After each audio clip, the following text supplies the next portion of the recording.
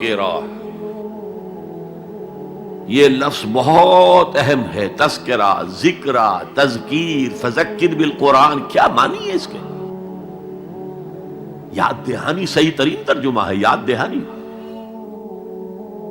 ایک ہے کسی کو کچھ سکھانا، نئی بات سکھانا، ایک ہے یاد دہانی. اسے ایک چیز معلوم تھی، کوئی بھول گیا، یاد کرانا. جیسے آپ کے کسی دوست نے آپ کو بہت قیمتی قلم دیا تھا، آپ نے اسے بہت سنبھال کر اپنے ٹرنک میں رکھ دیا. اب سال ہا سال ہو گئے، نہ دوست سے ملاقات، نہ وہ یاد. اچانک آپ نے کسی روز ٹرنک کھولا اور وہ قلم آ گیا، تو آپ کو دوست یاد آ جائے گا کہ نہیں؟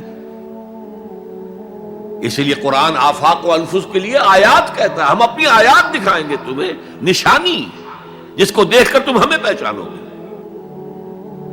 اور تذکرہ کا مطلب کیا ہے؟ پوٹینشلی ایمان ہر انسان کے دل میں موجود ہے.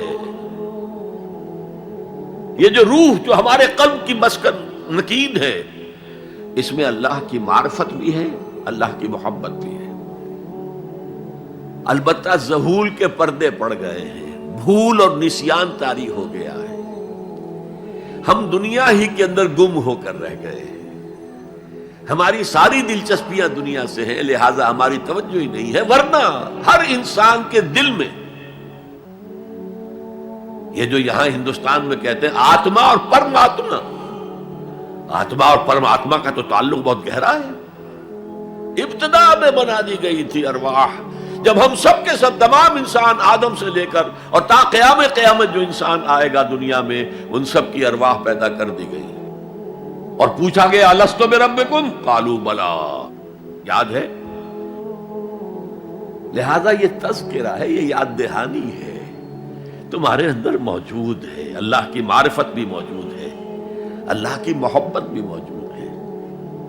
لیکن کلا بل ران علی قلوبہم ما کانوا یعملون، ان کے دلوں پر زنگ آ گیا ہے اب ان کے اعمال کی وجہ سے. شیشہ جو ہے وہ زنگ آلود ہو گیا. حضور نے فرمایا ان هذه القلوب لتصدع كما يصدع الحديد اذا اصابه الماء. ان دلوں پر بھی زنگ آ جاتا ہے جیسے کہ لوہے کے اوپر پانی پڑتا رہے تو اس کو زنگ آ جاتا ہے. پوچھا گیا فما جلاؤھا یا رسول اللہ، اے اللہ کے رسول، ہماری تلواروں کو زنگ لگتا ہے، ہم پالش کرتے ہیں، سیکل کرتے ہیں، وہ پھر چمک اٹھتی ہیں. تو دل پر اگر زنگ آ جائے تو اس کا علاج کیا ہے؟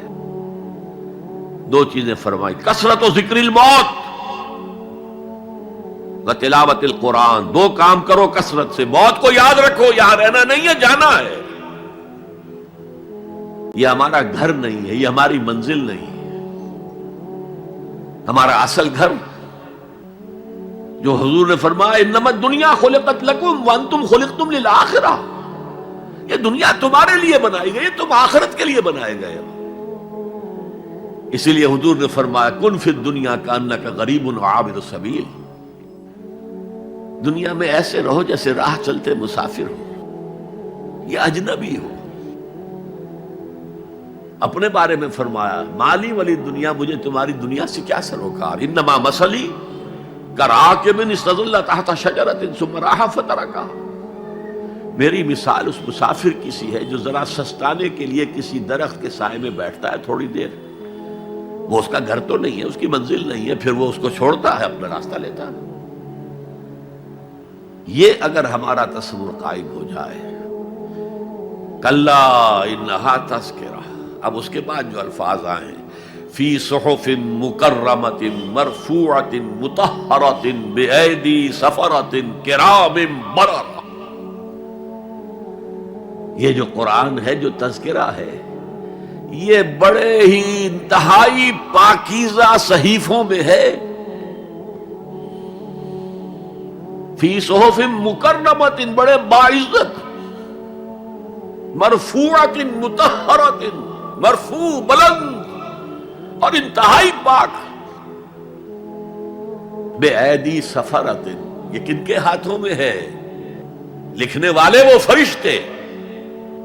بایدی سفرۃ کرام بررہ، جو نہایت باعزت ہے، بہت وفادار ہے اللہ کے. یعنی اصل قرآن کہاں ہے؟ لوح محفوظ میں ہے.